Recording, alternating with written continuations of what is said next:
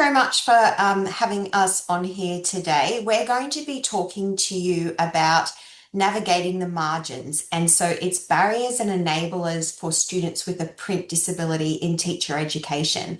So I'd like to just introduce ourselves first. We have Associate Professor Melissa Cain, who's not able to make it here with us today because she's in Melbourne. But she is an associate professor at ACU. She works in inclusive education.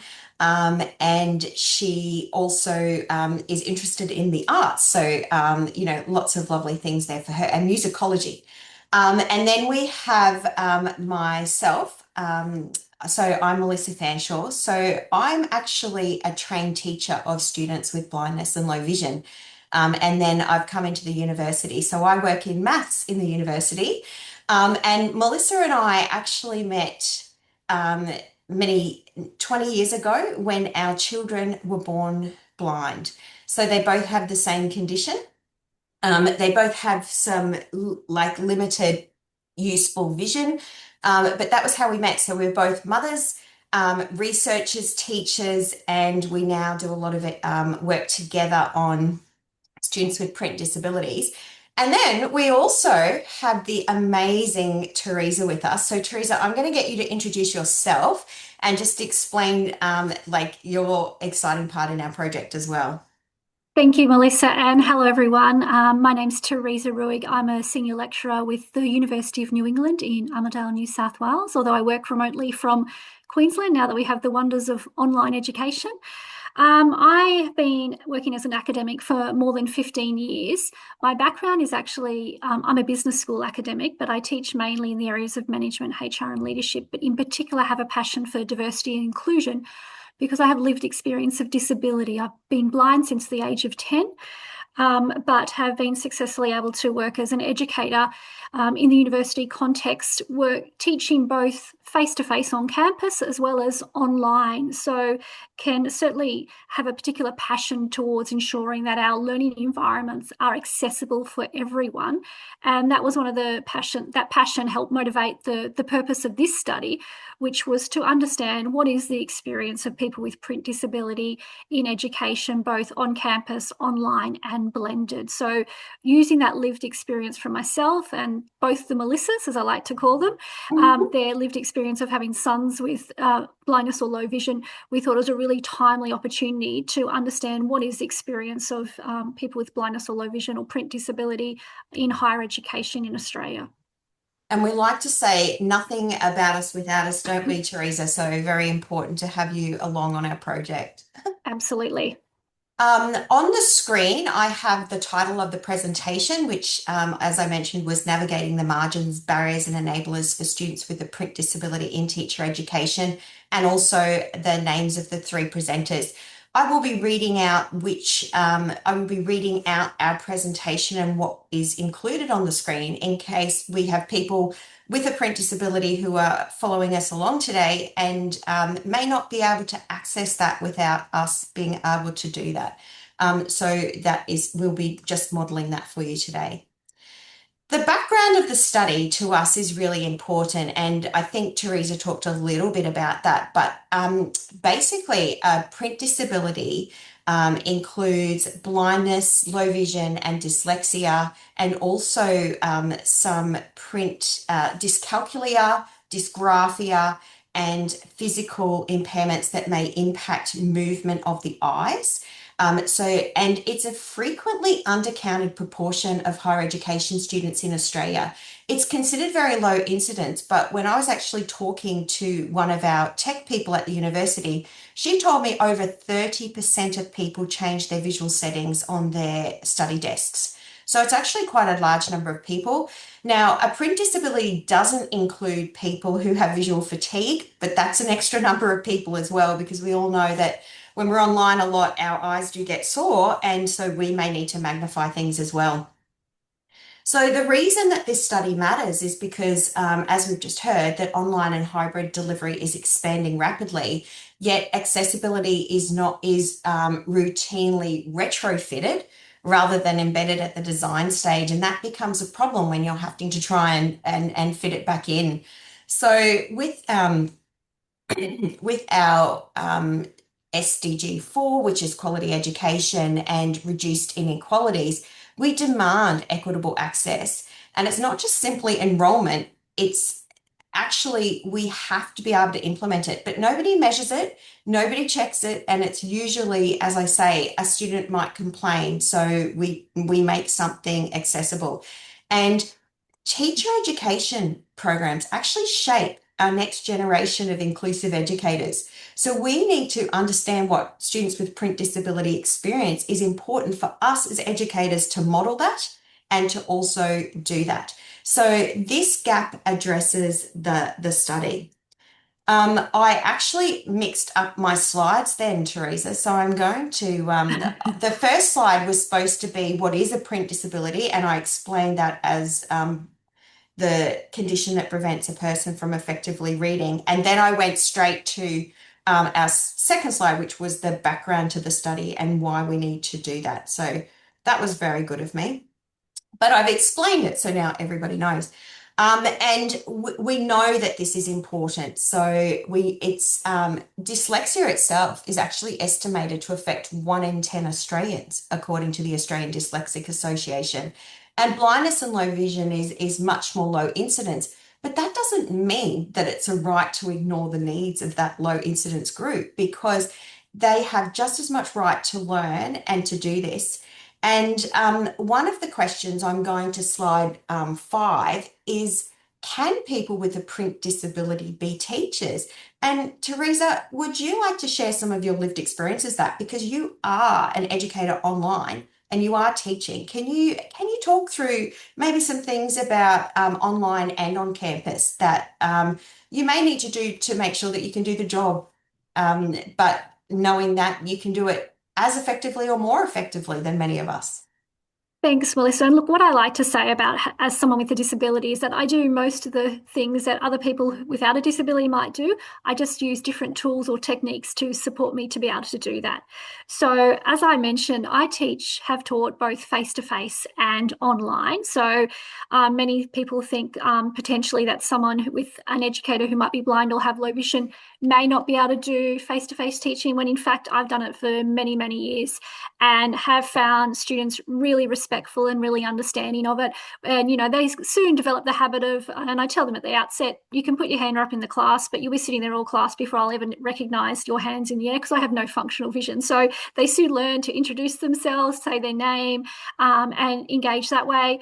I learn to move about the classroom because I set it up and am familiar with it, so I can move around classrooms and interact with students when they're in groups doing group work. I often get them to read back what they're doing. Obviously, thankfully, due to this age of technology, I can put PowerPoints up on a screen, and I have my screen reading technology, which reads all the information in front of me on the screen now, whether it's a PowerPoint, a Word, Excel, email, or marking an assignment using a learning management system. My screen reader is able to navigate all those systems and give me audio output as to what it's reading to me. Likewise, in the online learning environment, I'm able to access the university's learning management system, in which I'm currently teaching online units, both undergrad and postgrad. So I can upload and update learning content on the system. I can navigate around, respond to discussion forum posts. And thank goodness, now that we require all students to submit their assignments electronically, I've been able to mark that way for many, many, many years now. So technology, in some respects, can be a great enabler, but in other respects, it can also be a significant barrier. And that's the point of this survey or this research, is to really understand those barriers and enablers, because if we think about accessibility and inclusion and design for that from the outset, we can certainly reduce some of those technology barriers. And then, because technology is such an enabler, we're really setting people up for success. And to Melissa's point about modelling in inclusive education, one of the wonderful pieces of feedback I love to receive over the years is that the students I've taught, they've said, you've really brought to life what it means with regard to diversity and inclusion and understanding disability. When they can see it and experience it, we know that the learning is much more effective. And likewise, hopefully, as we educate the future teachers of students, teaching them about accessibility and inclusion will set them up for success to ensure that they're delivering that message to future students. Yeah, absolutely. And Theresa, you talked about some of the auditory tools that you use. We may call them assistive technology, or I like to call them access technology because they're helping to access. But we talked about you talked about some of those, such as screen readers. Other people who may use Braille may have some tactile screen, some tactile interfaces, such as a Braille machine, an electronic Braille machine which may attach to their computer and input and output exactly what is on the screen in Braille. People may have printed Braille or 3D printing to be able to access tools as well. And then people with vision, with print disability or low vision, may use magnifiers to enlarge things, and also the inbuilt tools on the things that we have at the moment, like they're amazing, aren't they, Theresa? Like Microsoft Yeah, Word, Apple, there's you so know, much technology built into systems already. So Apple products have built-in accessibility features. Microsoft even have an accessibility toolbar so that many of you can check the accessibility of your documents before you even send them out publicly. So that sort of software now, or that functionality is built into mainstream software and systems. So it's about educating people on how to use them and why it's important. Yeah, so all of those and being able to provide things in a digital document means that people can um, create the preference of the best preference for themselves. So they may enlarge it, they may use contrast, and making sure that we're providing all of those things. I always say a very simple thing is we have images up and on our screen. So, for example, on my screen at the moment, there is an image of a young lady. She's sitting in front of a boab tree, obviously in the country, because there is a windmill in behind her. She has dinosaurs all over her shirt, not real dinosaurs in the background, but maybe fossils, who knows? But if you were blind or have low vision, you may not know this unless this was audio described or the image was the alternate description was written on there. And a lot of people on their study desk will just click. I've watched it before. They will just click, oh no, this image is just for decoration. But it may not be for decoration. This information on the screen with the lady with the windmill in the background has a lot of information in it because it's talking about the setting that she's in. So I think it's really important. Just one little thing that you can do is to make sure that image is described to explain why you actually had it on the study desk. So we've done a lot of time talking about the background, but I really feel it's really important, Theresa, because this is our, very underrepresented group of people. But let's hand over to you now to talk about who were our participants and what we got to find out. I've changed the screen, and on the screen is the participants for Fantastic. slide Thank 6. you, Melissa. So just to describe, just to explain to everyone, so what we did here is a mixed methods research. We used a validated instrument on student wellbeing from researchers in America who we sought permission to use and have adapted it here in Australia. So it's a 54 item, 8 domain instrument that measures wellbeing across a range of measures, which I'll talk to later. Our survey is obviously directed to people with a print disability. We've only just launched it, so we're still in the early days of sampling people and collecting data. We've managed to recruit 10 participants to date, so only a small sample, but we're working to increase that. We've gone out through a range of recruitment channels through blindness and low vision service providers, some of the dyslexic associations as well. And so to date, as I said, 10 participants, 60% of whom are in that, early school leaver bracket, the 18 to 24-year-old, 60% female. The majority are 90% have blindness or low vision, and I think that's due to the predominance of the recruitment channels we've used to date. And as you can see, in terms of some of the other aspects, their mode of study, we've got 60% are either online or blended mode, 70% are undergraduate, and 30% are first in family. And I just want to flag that too, because we know that's another intersecting issue when it comes to accessing higher education in terms of a potential barrier to higher education. So we've got things like disability and first in family as key intersecting issues to think about with the results of this survey. All right, well, I'll move on to the mixed methods one that you've already explained because Yeah. I must have also put that in the wrong order. I don't know why. But I just wanted to flag that we used an actual validated student wellbeing scale by Cartry et al. 2024. And we actually contacted the authors and asked if they would mind if we would add some additional questions on the end of this for our students with print disabilities. So there's four open-ended responses on the end. We also collected demographic variables such as age, gender, type of print disability, their study level, their mode of study, their field of study, and the assistive technologies that they used, because we felt that that would be useful to help understand how people are accessing higher education. So I'm now moving to the next slide, slide 8, where we're going to explain about the wellbeing domain. Thanks, Melissa. And just to highlight, in terms of the survey, it was an electronic questionnaire. It was tested for accessibility by me to ensure it could be accessed by people with screen readers and the like. We felt that was obviously essential to study design. And the first 5 people that were involved in the survey were actually interviewed to pilot test the suitability of the questions we were asking as well. So really using that co-design piece with students who are blind or have low vision or have a print disability to check that the questions, we're asking the right type of questions as well. But in terms of the results, as I said, the 8 domains, these are the core domains that came out of it.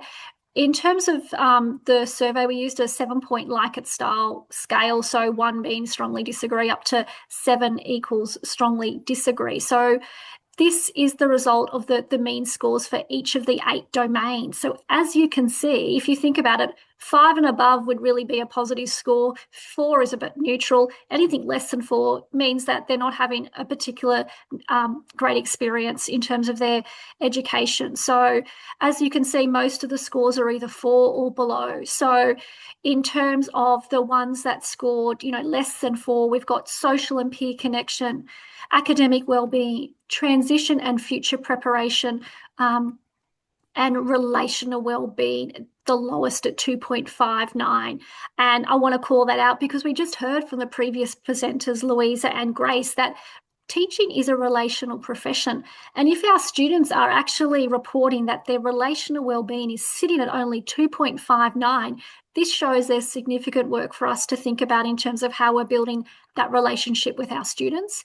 And even future transition and future preparation. If we're trying to prepare teachers of the future, if their experience is sitting at 3.5, well, what opportunity for us is to do that differently? Now, as you would have seen from one of the previous slides, only 20% of our cohort were studying education. However, we feel the results are applicable across disciplines because it is about the experience of education, and that tends to be similar across disciplines in terms of how we design online units and the like as well. All right, I'll move to the next slide, which is talking about our accessibility findings. So on this slide, you can see most of the online items scores slightly higher than the on-campus items, which suggests that online offers greater accessibility, inclusion, and well-being. However, the scores are still low. They're not significantly high. But it's interesting to see things like physical access to physical campus is accessible is sitting at 3.3, whereas access to the online environment 4.4. Access to face-to-face learning 3.4 versus online discussion groups 4.3. So there's still that difference between the physical learning environment and the online environment, but the scores are still low overall. I think we need to think about how our online environment's being designed to boost those scores even further to support better access and inclusion. Absolutely. And we have a quote from one of our students on here saying that Canvas is really easy to navigate. Now, we actually didn't realize how great Canvas was ourselves, so we decided to practice with Canvas, and we're presenting in Canvas today. And it was actually really easy to navigate. There were large print options on the platform. There was signposting. It was able to tab across to be able to be used with a screen reader. And it had a lot of AI tools that would be able to drop things in and to make it accessible as well. And it also had an accessibility checker, which was telling us that we had little pictures in the background of this which weren't accessible. And when they're decorative, it may just use up some space on here rather than us actually needing them. So we just remove them. And that was really good for us to be able to use as well, so that we could practice what we preach. Hey, Theresa. Correct. All right, so I'm moving to the next slide, which is on the relational well-being, given that we've only got 9 minutes left. So look, this slide talks to some of the specific scores under relational, and what it's actually telling us is that, students might be completing their degree, but they're not feeling that sense of belonging. And again, back to the previous presenter's slide about, teaching is a relational profession, how we develop that relationship between educators and students. And if students have to raise concerns around accessibility and the like, if they're not feeling that connection, they're not going to be able to raise those areas of concern. So it's thinking about how can we support better relationship building between our teaching staff and our students. And thinking about it's not just about academic success, clearly. It's about how can we build that sense of well-being relationally with our students. Yeah, absolutely. I'm going to move to the next one on self-advocacy. So what we can see from the scores in this talks to the wellbeing accessibility piece. And so we can see the scores are still in that range of 4.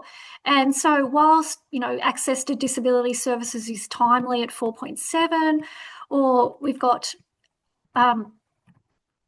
the confidence in asking for adjustments is at 4.0, these scores are still not great. So what we're finding is that it's, the academic wellbeing piece is being impacted by this need to be constantly advocating. So the success in a way is masking this emotional and cognitive load it takes to request support and be constantly advocating as a student to receive timely access to supports and services. And I remember speaking to one student who told the story of it took a long time to get access to material in an accessible format, to the point it meant she wasn't able to complete the first assessment on time.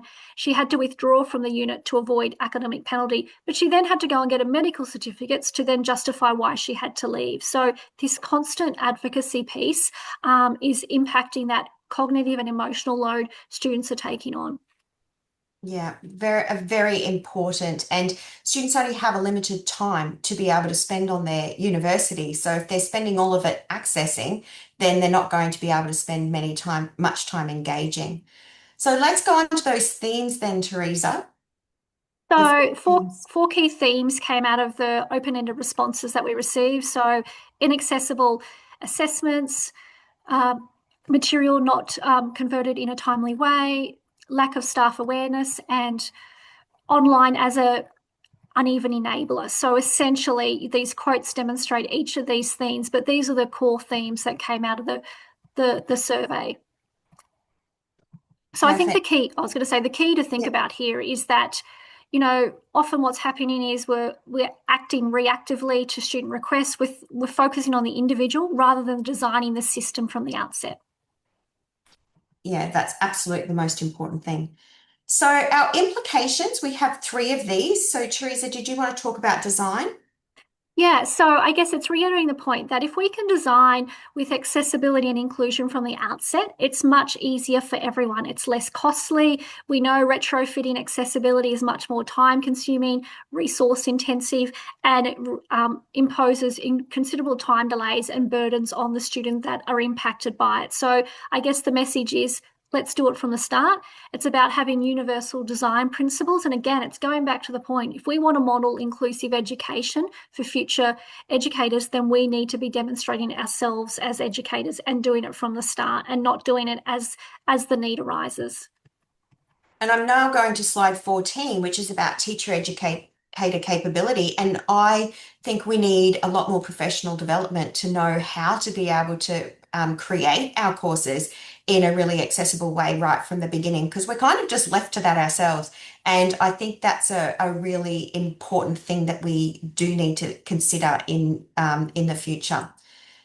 Slide 15, the relationships. So this again to the point is we need to support that relationship between the student and the educator.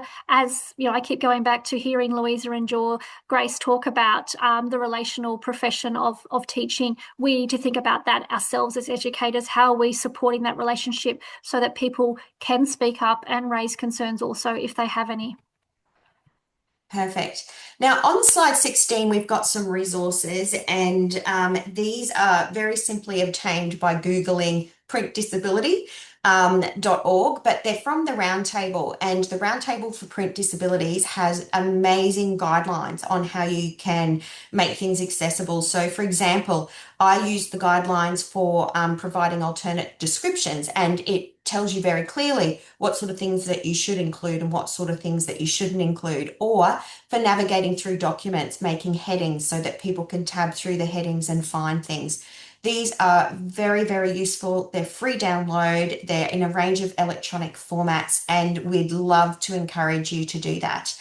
And hopefully, just after this presentation, I'll drop in our PowerPoint as well so you can grab those.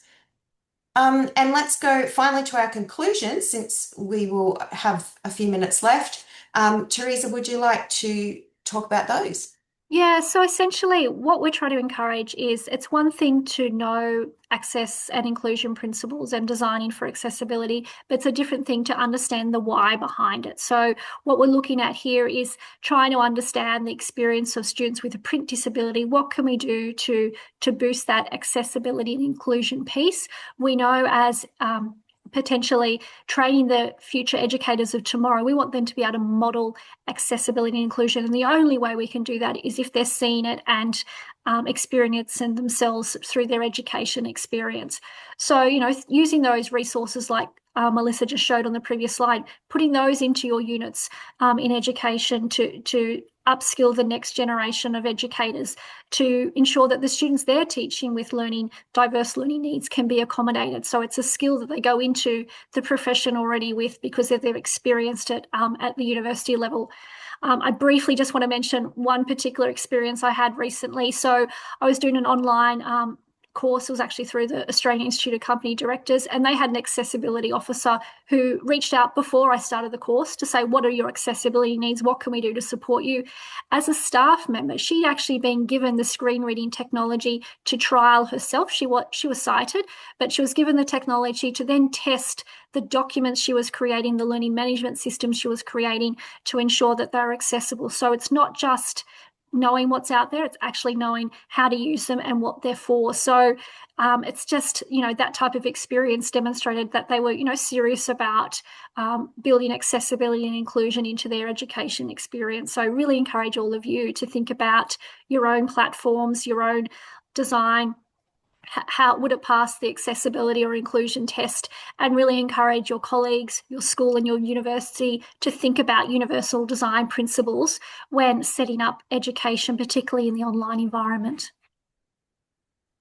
So thank you very much for to everyone for being here today. And if you've got any questions, we only have 1 minute, so they'll have to be very quick. Or you can contact us.